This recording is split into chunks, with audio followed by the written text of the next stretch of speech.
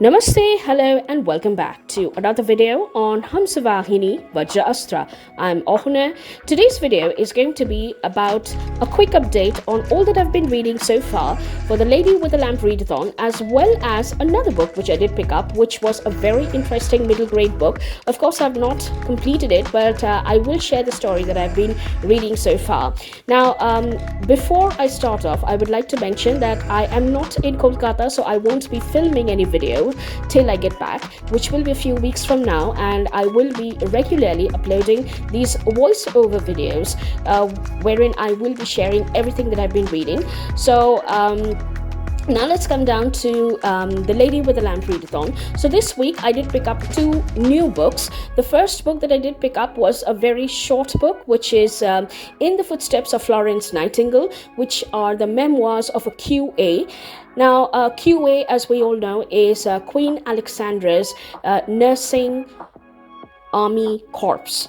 And the author mentions about all her experiences, as well as everything that she has learned in this prestigious nursing corps. Now, the book starts off with where the author found her inspiration. When she was a child, she did watch a movie, Student Nurse, which was being filmed in the Queen Elizabeth Hospital in Yorkshire, I believe, and she was quite inspired by it, and she wanted to become a nurse, but her parents did refuse that immediately because nursing was not considered as a very dignified profession at that point of time, and neither was it reliable. So secretly, our author was inspired by not only the movie but also by everything that she had been hearing about Florence Nightingale, as well as her brigade of nurses and how they served in Crimea. So she secretly started preparing for it, and she did start at a very early age, because of which she was a postgraduate by the time she was 22. Now, she decided to join one of the military nursing services, but she was rejected by the Royal Nursing Military Services, as well as the Royal Air Force Nurse Military Services, of course, because she was underage.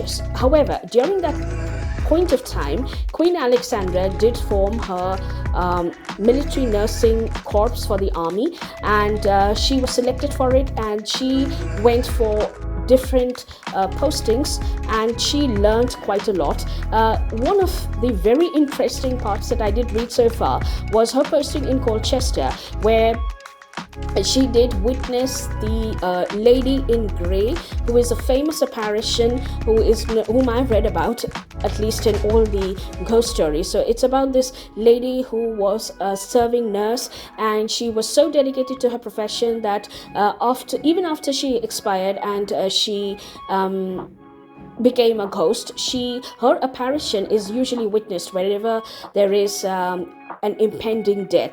So this was something which was witnessed and experienced by our author herself, and that was very interesting. She did have very interesting experiences in Ghana as well. So I've not been through the entire book. I'm still reading it, and hopefully I should be back with a book review on this particular book. The next book I did pick up was In the Shadow of the Lamp, which is a story which talks about how a maid who was thrown out of a respectable family where she was serving, accused of theft, managed to join the brigade of nurses who were serving for Crimea, or who were taken to Crimea to serve under Florence Nightingale as nurses, and how she made her way up.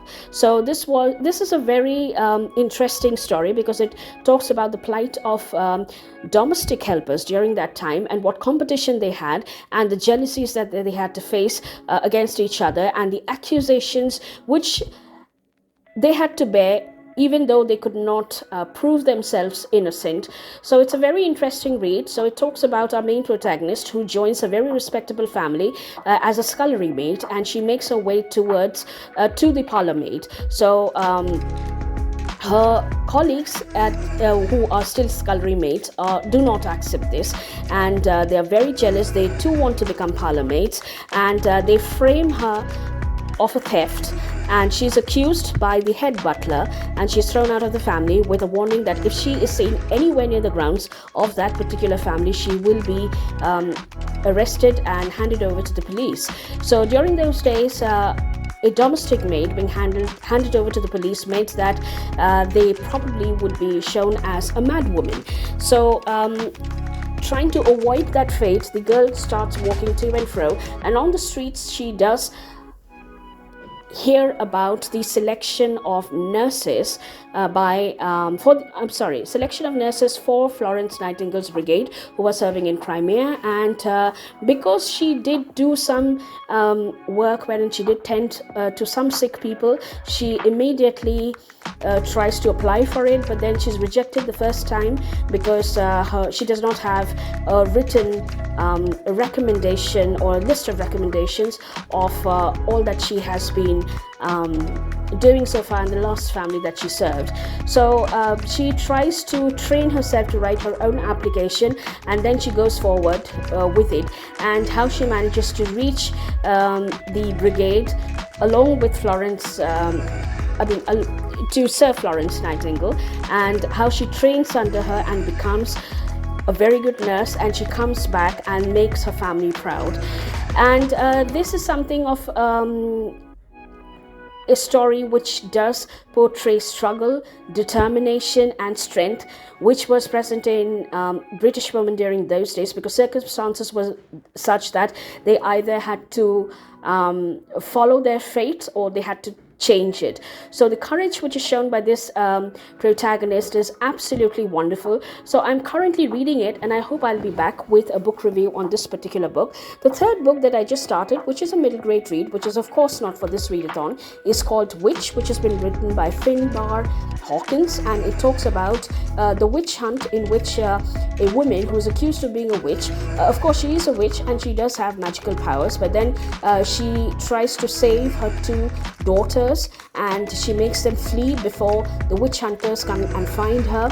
And the plight of these two girls till they reach the coven, as well as how the elder daughter manages to avenge her mother's death, is all that the story is all about. And it's a very interesting read, and hopefully I should be able to get through it this week and be back with the book review next week for this particular book. So that's all that I've been reading so far, and I hope that everybody is enjoying the readathons that they are participating in, as well as all that they have been reading. I have yet to catch up with all the videos which are being posted by my favorite booktubers, so I'll be doing that this week, and I'll be back next week with another video. So till then, take care, have a good reading week ahead, and namaste.